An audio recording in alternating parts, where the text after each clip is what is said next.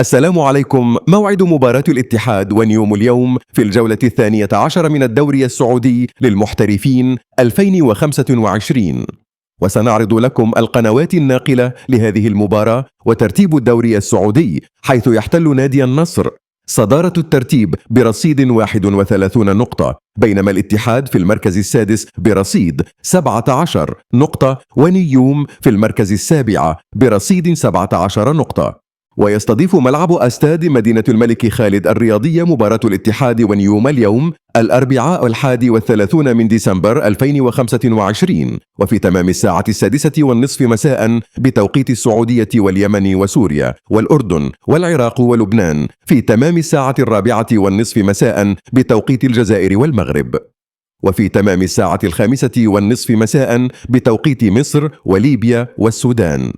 وسيتم نقل مباراة الاتحاد ونيوم على قناة 8 الثانية بتعليق المعلق خالد المديفر. شكرا للمشاهدة. لا تنسى لايك للفيديو والاشتراك في القناة ليصلكم مواعيد جميع المباريات.